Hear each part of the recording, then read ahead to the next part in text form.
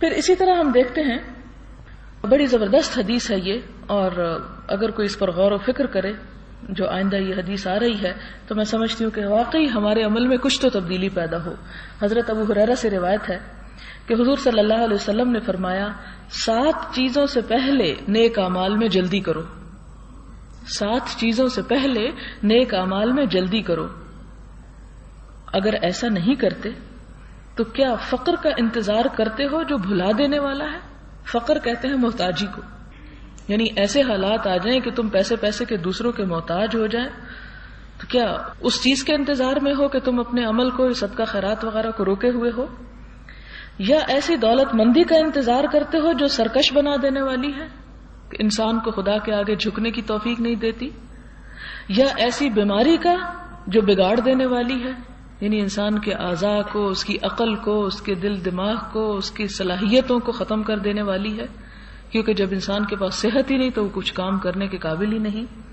یا ایسے بڑھاپے کو جو سٹھا دینے والا ہے، کہ جس میں انسان کو ہوش ہی نہ رہے کہ اس نے بولا کیا ہے، اس کو اپنے جسم کی، اپنے کھانے پینے کی، اس کو اپنی کسی بھی چیز کی کوئی اس کو سوچ سمجھ ہی نہ رہے، کیا اس بات کے انتظار میں ہو؟ یا ایسی موت کے انتظار میں جو تمہارا کام تمام کر دینے والی ہے، یعنی کس بات کے انتظار میں ہو کہ جب دنیا میں ہی نہیں رہو گے تو کرو گے کیا؟ یا دجال کا جو ہر اس غائب چیز سے برا ہے جس کا انتظار کیا جائے، انسان ہر کسی بھی ایسی چیز کا جب انتظار کرتا ہے جس کا اس کو پتا نہیں کہ وہ آئے گی تو کیسی ہوگی، ان سب میں بدترین چیز ہے وہ۔ یا قیامت کا انتظار کرتے ہو، بس قیامت بہت دہشتناک اور بہت کڑوی ہے، وَالسَّاعَةُ أَدْهَىٰ وَأَمَرُّ، نہایت کڑوی ہے۔ لہذا ان اوقات سے جو اس وقت تمہیں میسر ہیں، ان حالات سے جو اس وقت تمہارے پاس ہیں، زیادہ سے زیادہ فائدہ حاصل کر لو۔ اسی طرح اگلی حدیث ہے حضرت ابو ہریرہ سے کہ رسول اللہ صلی اللہ علیہ وسلم نے خیبر کے روز فرمایا کہ میں ضرور یہ جھنڈا ایسے آدمی کو دوں گا جو خدا اور اس کے رسول کو محبوب رکھتا ہے، اللہ تعالیٰ اس کے ہاتھ پر فتح عطا کریں گے۔ حضرت عمر رضی اللہ تعالیٰ عنہ فرماتے ہیں کہ میں نے کبھی امارت نہیں چاہی کہ میں لوگوں پر امیر بنایا جاؤں، مگر اس دن میرا دل چاہا کہ یہ جھنڈا مجھے بھی مل جائے، بس میں اس امید پر اپنے آپ اٹھ کر بلند ہوتا تھا کہ میں اس لیے بلایا جاؤں، یعنی میں اپنے آپ کو نمایاں کرنے کی کوشش کر رہا تھا کہ نبی صلی اللہ علیہ وسلم کی نگاہ مجھ پر پڑ جائے اور یہ چیز مجھے عنایت فرما دے۔ تو رسول اللہ صلی اللہ علیہ وسلم نے حضرت علی بن ابی طالب رضی اللہ تعالیٰ عنہ کو بلایا اور وہ جھنڈا عطا کیا اور فرمایا چلو اور کسی طرف توجہ نہ کرنا، ادھر ادھر مت دیکھنا، اس کو لو اور جاؤ اور حملہ کر دو یہاں تک کہ اللہ تعالیٰ تجھے فتح عطا کرے۔ اور حضرت علی کچھ چلے پھر ٹھہر گئے، یعنی تھوڑا سا آگے گئے پھر رک گئے اور کسی طرح متوجہ نہیں ہوئے، کسی کو نہیں دیکھا، نہ کسی سے بات کی اور نہ کسی سے کچھ پوچھا اور نہ حیل و حجت سے کام لیا۔ پھر بلند آواز سے پکارا، یا رسول اللہ صلی اللہ علیہ وسلم کس چیز پر لوگوں سے جہاد کروں؟ فرمایا ان سے جہاد کرو حتیٰ کہ وہ گواہی دیں کہ اللہ کے سوا کوئی معبود نہیں اور بے شک محمد صلی اللہ علیہ وسلم اللہ کے رسول ہیں۔ بس جب وہ یہ کر لیں تو انہوں نے اپنی جانیں اور اپنے مال تجھ سے محفوظ کر لیے، مگر جانوں اور مالوں کے حق کی وجہ سے، اور ان کا حساب اللہ کے ذمہ ہے۔ یہاں پر 2 چیزیں ہمیں ملتی ہیں، ایک تو یہ ہے کہ نبی صلی اللہ علیہ وسلم کا یہ حکم کہ تم جب کام کرنے لگو تو پھر ادھر ادھر مت دیکھو۔ کئی دفعہ آپ دیکھیں کہ انسان ایک اچھے کام کا ارادہ کرتا ہے، عزم کرتا ہے، ہمت کرتا ہے، لیکن جب دیکھتا ہے کہ اور کوئی بھی نہیں کر رہا تو اس کا نتیجہ کیا نکلتا ہے کہ انسان خود بھی ہمت ہار بیٹھتا ہے۔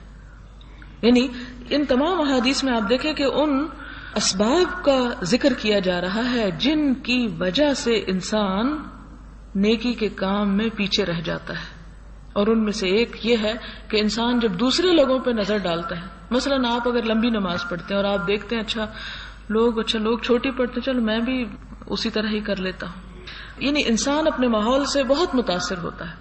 آپ دیکھیں یہ چیز صرف انسانوں میں نہیں، جانوروں پرندوں تک میں موجود ہے، ان کے رنگ، ان کی شکلیں ان علاقوں کے مطابق ہوتی ہیں جہاں جہاں جس ماحول میں وہ رہتے ہیں۔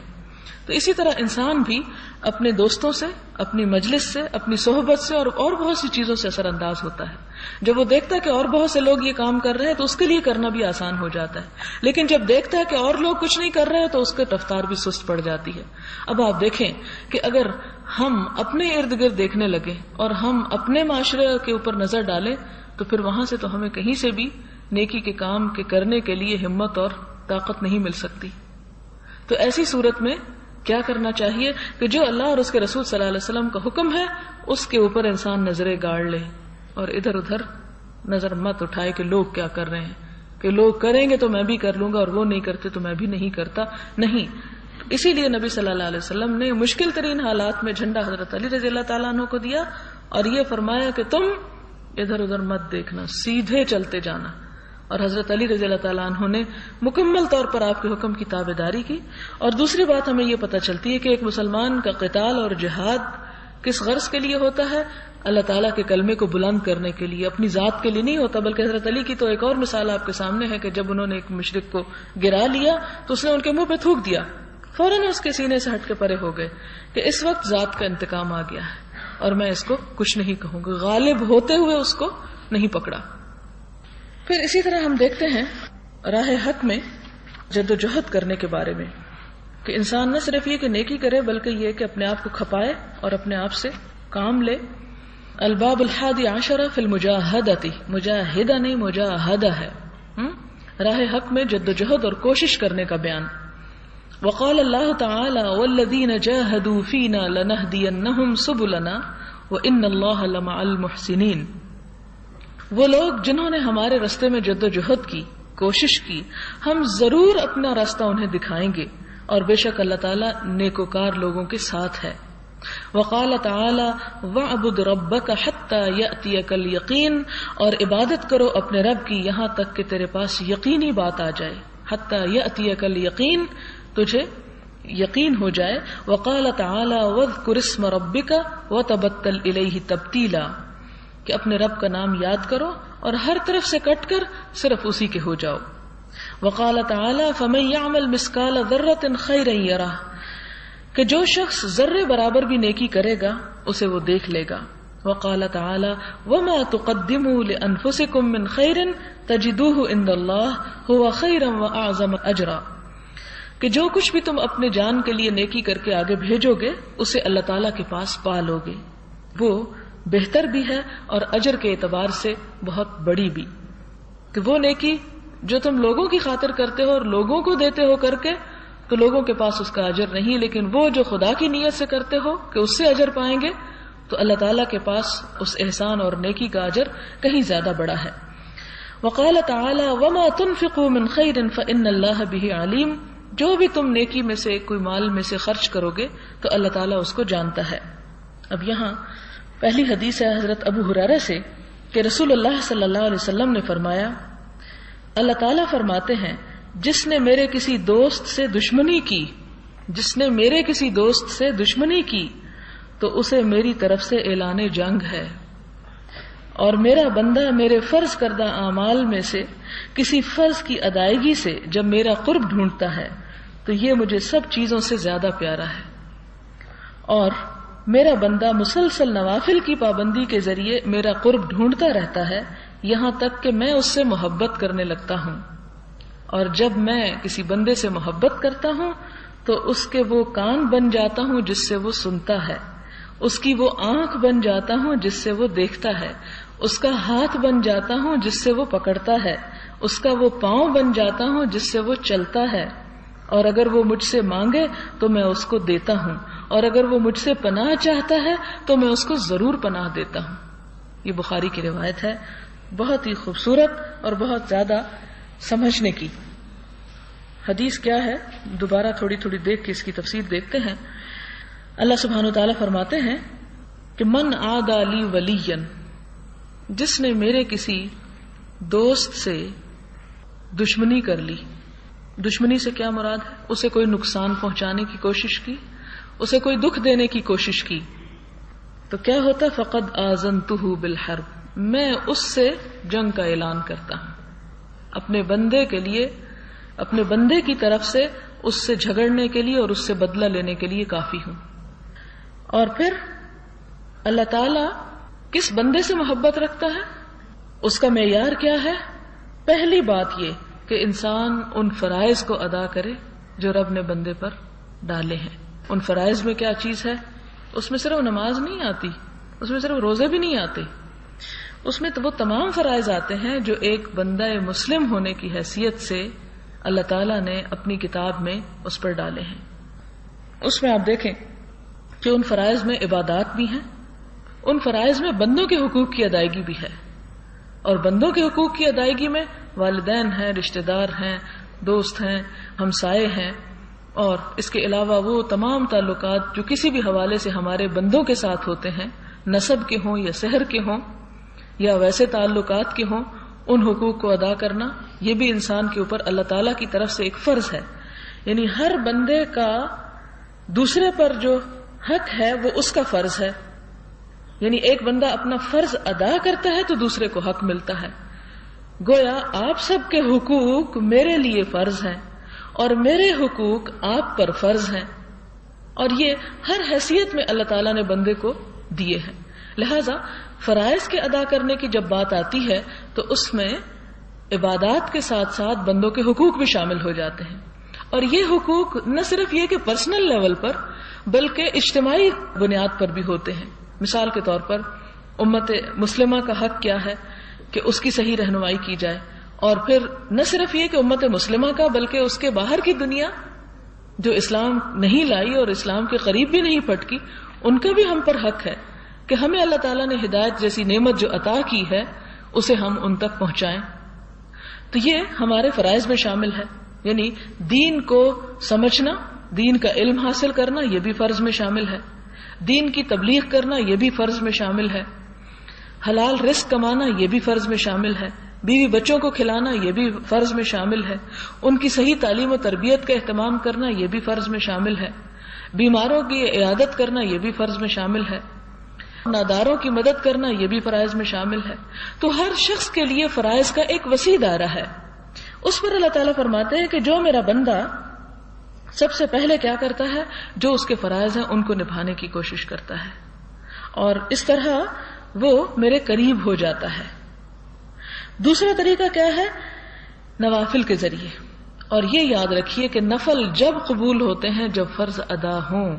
اگر فرض چھوڑ کر انسان کبھی کبھی شوق سے نفل پڑھے، یا مثلا فجر کی نماز تو قضا کر دے لیکن تہجد پڑھے، یا عشاء چھوڑ دے اور کہے میں تہجد پڑھ لوں گا، تو یہ بات جو ہے درست نہیں ہے. اسی طرح انسان کہے زکوٰۃ تو میں نہیں دیتا لیکن ویسے صدقہ خیرات بہت کرتا رہے، تو وہ اس وقت تک قبول نہیں ہوتا. حج نہ کرے لیکن عمرہ کرتا چلا جائے تو وہ بھی قبول نہیں ہوتا. یعنی فرض حج مراد ہے. اسی طرح اور بھی فرائض جو ہیں جو انسان کے اوپر عائد ہوتے ہیں. مثال کے طور پر آپ دیکھیں کہ بچوں کی تربیت کرنا جو ہے وہ ایک فرض ہے والدین کے اوپر. اگر انسان اس کو چھوڑ کر، اور خاص طور پر ایک ماں کیونکہ اس سے زیادہ پوچھ گچھ ہوگی، اگر وہ اس کو چھوڑ کر تو کوئی اور سوشل ویلفیئر کے کام لوگوں کی خدمت کے کر رہی ہے تو وہ فرض میں کوتاہی ہے. تو اس کا یہ مطلب نہیں کہ انسان کہے کہ میرے تو فرض اتنے ہیں کہ میں نفل پڑھ ہی نہیں سکتا. نہیں، فرائض کو اتنی اہمیت دے جتنی اہمیت ان کی ہے، لیکن اس کے ساتھ ساتھ نفل کاموں کو، نفل کا مطلب ہوتا ہے دل کی خوشی اور آسانی کے ساتھ اللہ کی محبت کی خاطر وہ کام کرنا جو اس نے ہم پر ذمہ داری نہیں ڈالی، جو اس نے ہم پر فرض عائد نہیں کیے. اب شوہر کی اطاعت عورت پر فرض ہے، لیکن کس میں ہوگی؟ معروف اور نیکی کے کاموں میں. یہ نہیں کہ اللہ تعالیٰ کی اطاعت قربان کر کے انسان شوہر کی اطاعت کرے. تو ہر فرض کا بھی درجہ ہے اور اسی طرح نوافل کے بھی درجات ہیں. تو نوافل میں بہت ساری چیزیں آتی ہیں جو نفل نماز ہے، نفل عبادت ہے، روزہ ہے، رات کی عبادت ہے، ذکر ہے، اور بہت سی چیزیں ہیں. لیکن یہ نہیں ہو سکتا کہ ایک شخص نفل تو ادا کرتا رہے اور فرائض سے غفلت اختیار کرتا رہے. فرمایا کہ پھر میرا بندہ نفلوں کے ذریعے میرے سے تقرب حاصل کرتا ہے. فَإِذَا أَحْبَبْتُهُ، پھر جب مجھے اس سے محبت ہو جاتی ہے ایسے بندے سے، تو پھر كُنْتُ سَمْعَهُ الَّذِي يَسْمَعُ بِهِ، میں اس کے کان بن جاتا ہوں جس سے وہ سنتا ہے، اور میں اس کی آنکھ بن جاتا ہوں جس سے وہ دیکھتا ہے، اور میں اس کے ہاتھ بن جاتا ہوں جس سے وہ پکڑتا ہے، اور پاؤں بن جاتا ہوں جس سے وہ چلتا ہے. اس کا کیا مطلب ہے کہ میں اس کے کان بن جاتا ہوں اور میں اس کی آنکھ بن جاتا ہوں؟ اس کا مطلب یہ ہے کہ میں اس کو ایسی صحیح سوچ، ایسی صحیح بصیرت اور ایسی محبت عطا کر دیتا ہوں کہ اگر اس کا کان کچھ سنتا ہے تو صرف وہ باتیں جو میری پسند کی ہوتی ہیں، اس کی نگاہ کچھ دیکھتی ہے تو صرف وہ جو میں چاہتا ہوں، اس کا ہاتھ کچھ پکڑتا ہے کسی چیز کو لیتا ہے تو صرف وہ جو میں اسے اجازت دیتا ہوں، اور وہ اسی جگہ پر صرف جاتا ہے جہاں پر میری رضا ہوتی ہے. گویا پھر وہ میری دی ہوئی توفیق سے اس کان اور آنکھ اور ہاتھ اور پاؤں سے کوئی غلط کام نہیں کرتا، یعنی میں پھر خود اس کی رہنمائی کرتا چلا جاتا ہوں. اس کا یہ مطلب نہیں کہ نعوذ باللہ فزیکلی یہ ہاتھ جو ہے نعوذ باللہ، اور جیسے منصور حلاج یہ کہہ اٹھا تھا کہ میں ہی خدا ہوں، یہ مطلب نہیں ہے اس کا کہ انسان نعوذ باللہ کو خدا بن جاتا ہے، بلکہ وہ خدا کی محبت میں اتنا غرق ہو جاتا ہے، خدا کا ایسا رنگ اس پہ چڑھ جاتا ہے، صبغت اللہ جس کو کہا گیا، ومن احسن من اللہ صبغتن، کہ وہ رنگ اتنا چڑھ جاتا ہے خدا کا کہ انسان پھر اپنے جسم سے خدا کی مرضی کے خلاف کوئی کام کرنا گوارا نہیں کرتا. یہ توفیق جب انسان کو ہوتی ہے، یہ ہے اصل وہ پہچان اور معیار کہ خدا مجھ سے محبت کرتا ہے. جب انسان کو نیکی کی توفیق ہو جائے، اور اگر نیکی کی توفیق نہ ہو تو اس کا مطلب ہے کہ ابھی خدا راضی نہیں ہے. یعنی بہت سے لوگ کہتے ہیں کہ ہم تو اللہ تعالیٰ سے بڑی محبت کرتے ہیں، لیکن ہمیں بھی پتا چلے کہ اللہ تعالیٰ ہم سے محبت کرتا ہے یا نہیں. مجھ سے کئی لوگوں نے یہ سوال کیا کہ ہم جاننا چاہتے ہیں، ہمیں پتا چلے کہ اللہ تعالیٰ بھی ہم سے محبت کرتے ہیں کہ نہیں. اس کا جواب ہے یہ حدیث کہ جب میں کسی بندے سے محبت کرتا ہوں تو پھر اس کے ہاتھ، اس کے پاؤں، اس کے کان اور اس کی آنکھیں بن جاتا ہوں. پھر اسے غلط کاموں سے نفرت ہونے لگتی ہے، پھر اسے اللہ تعالیٰ کی ناراضگی کی چیزوں سے کڑھن ہونے لگتی ہے، اسے تکلیف محسوس ہوتی ہے، اور وہ نیکیوں کی طرف پھر سبقت کرنے والا ہوتا ہے، گناہوں میں سب سے پیچھے رہنے والا ہوتا ہے. اور پھر فرمایا میرا ایسا بندہ اذا سألتنی آتیتہ، جب مجھ سے کچھ مانگتا ہے تو میں اسے عطا کر دیتا ہوں. وہ اس کے دل کی طرف ہوتی ہے اور میں اس کے لیے وسائل اور ذرائع مہیا کر دیتا ہوں. اور اس پر انسان بعض اوقات پھر پریشان بھی ہو اٹھتا ہے کہیں ایسا تو نہیں کہ دنیا میں ہی اس کو سب کچھ ملنے لگا ہے اور آخرت کے لیے اللہ تعالیٰ نے کچھ نہ چھوڑا ہو. نہیں، یہ بھی اللہ تعالیٰ کی محبت کا ایک ذریعہ ہوتا ہے. وَلَئِنِ اسْتَعَاذَنِي لَأُعِيذُهُ، اور اگر وہ مجھ سے پناہ مانگتا ہے شر سے، اپنے نفس کے شر کے خلاف اور اپنے ارد گرد کے شر سے، تو میں اسے پناہ دے دیتا ہوں، میں اس کی عزت کی حفاظت کرتا ہوں، میں اسے اپنے جوار رحمت میں جگہ عطا کرتا ہوں. بخاری کی روایت ہے، صحیح ترین روایت ہے.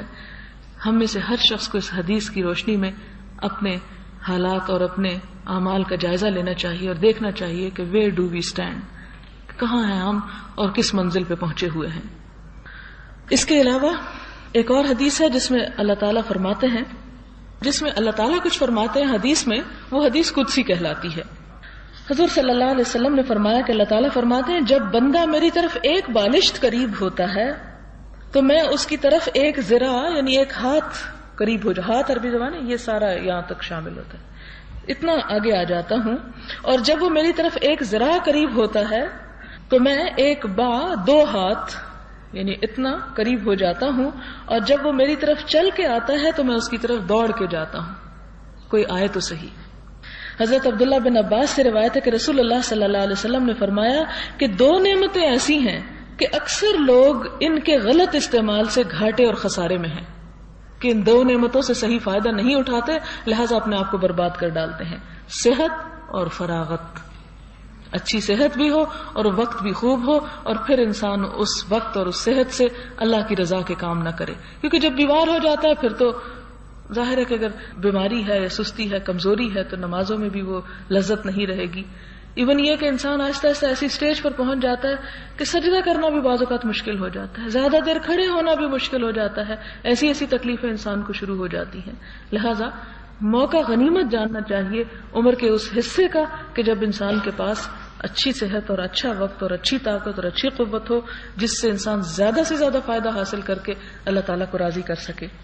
پھر اسی طرح حضرت عائشہ رضی اللہ تعالیٰ عنہا سے روایت ہے کہ رسول اللہ صلی اللہ علیہ وسلم رات کو قیام فرماتے حتیٰ کہ آپ کے دونوں قدم پھٹ جاتے. تو میں نے عرض کیا یا رسول اللہ صلی اللہ علیہ وسلم آپ ایسا کیوں کرتے ہیں؟ حالانکہ اللہ تعالیٰ نے آپ کی تمام اگلی پچھلی لغزشیں معاف فرما دی ہیں. فرمایا کیا میں اس بات کو پسند نہ کروں کہ میں اللہ کا شکر گزار بندہ بنوں؟ کہ اتنی بخشش اور عنایت، اور حقیقت یہ ہے کہ بندہ مومن پر جو جو اللہ تعالیٰ کی بخشش اور عنایت بڑھتی ہے اس کے شکر کا ذوق اور شوق اور بڑھ جاتا ہے. وہ اس شکر میں اور زیادہ نیکی کے کام کرنا چاہتا ہے اور اللہ تعالیٰ کو مزید راضی پر راضی دیکھنا چاہتا ہے کہ کہیں ایسا نہ ہو کہ یہ رضا جو ہے وہ کم نہ ہو جائے. پھر اسی طرح حضرت عائشہ رضی اللہ تعالی عنہا سے روایت ہے کہ حضور صلی اللہ علیہ وسلم جب رمضان شریف کا آخری عشرہ شروع ہو جاتا شب بیداری فرماتے اور اپنے گھر والوں کو بیدار کرتے اور خوب کوشش کرتے اور عبادت پر کمر ہمت باندھ لیتے.